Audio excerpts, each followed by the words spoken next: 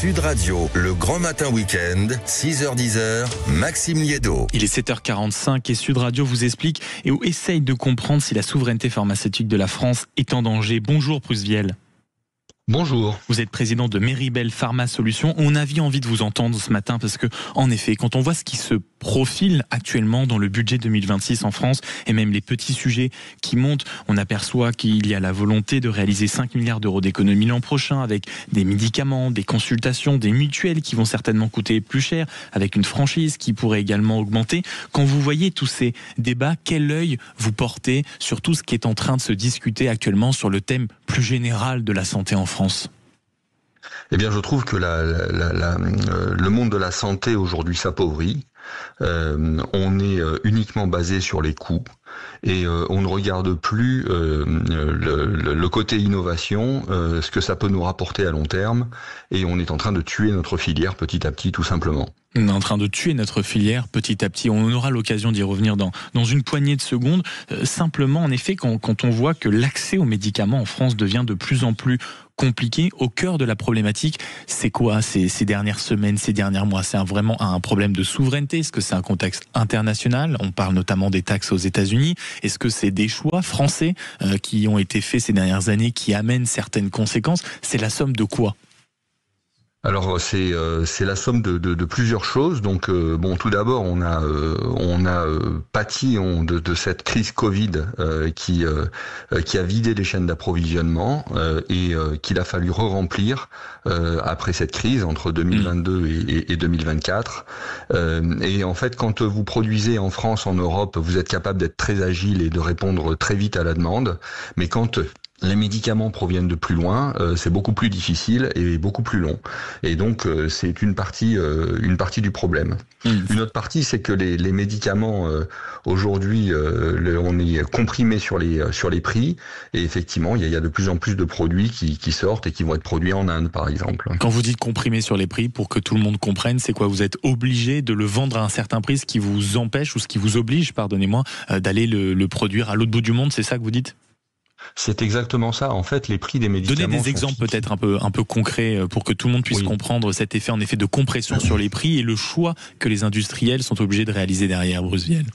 Alors je vais donner un exemple très concret. Chez Meribel Pharma Solutions, nous avions des unités de production d'amoxicilline que nous avons été obligés d'arrêter. En fait, donc ces 5 dernières années, et en fait on sait très bien que ces produits ont été sous tension.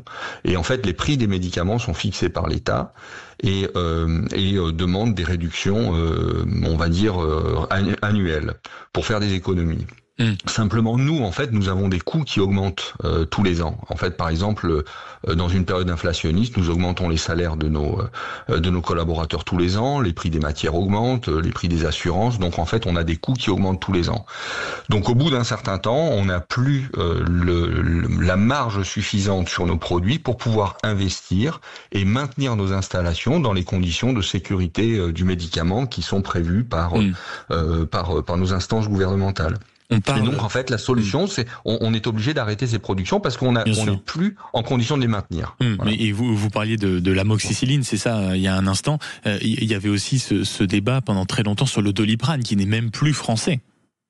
Exactement. Pour prendre vraiment un médicament que tout le monde connaît, que tout le monde a dans un coin de sac ou sur le bord d'un tiroir chez soi pour en avoir toujours un peu sous la main. C'est vrai que ça, c'est l'archétype et l'argument phare quand on parle de la souveraineté pharmaceutique dans ce pays.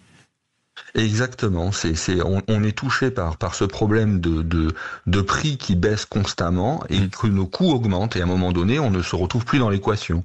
Je peux vous redonner un autre exemple. À Bordeaux, nous produisons un produit innovant pour la narcolepsie que nous produisons à Bordeaux et que nous vendons aux États-Unis. Et en fait, notre client ne veut pas venir en France parce que les prix sont trop bas et en fait, même nous, nos coûts ne seraient pas couverts si on vendait ce produit en France. Et quand vous dites que les prix sont trop bas, comprenons-nous bien, c'est-à-dire qu'il y a énormément de chercheurs, de labos pharmaceutiques étrangers qui disent non, on ne va surtout pas les mettre sur le marché français parce que pour nous, mine de rien, on n'arrivera pas à se faire le minimum syndical d'argent dessus, on est d'accord? C'est exactement ça. C'est exactement cela. Et c'est ça Et c'est ça le vrai problème. Est-ce que quand on parle aussi du prix du médicament, on ne peut pas également parler du temps? Quand on s'intéresse à ce sujet, on voit à quel point la France est là aussi malheureusement dans le haut du podium quand on parle du temps à attribuer les autorisations nécessaires pour que les marchés et pour que les médicaments, pardonnez-moi, arrivent à temps sur le marché. Est-ce que là aussi, il n'y a pas un vrai travail à réaliser?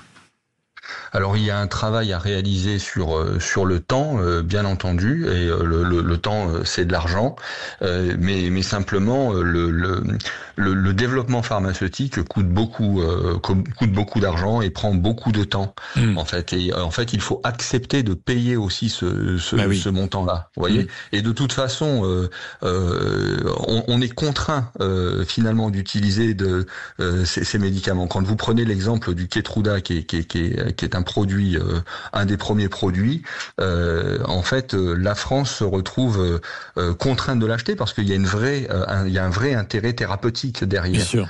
Simplement, comme nous n'innovons plus suffisamment en France, comme nous n'investissons pas suffisamment dans notre filière, nous n'avons pas d'alternative à proposer et nous nous retrouvons pieds et poings liés à des pays concurrents. Et vous voyez la balance commerciale, par exemple, de la France qui a basculé en 2023-2024, où on importe des produits de Corée du Sud aussi, qui coûtent très cher, parce qu'ils sont innovants, parce qu'on en a besoin.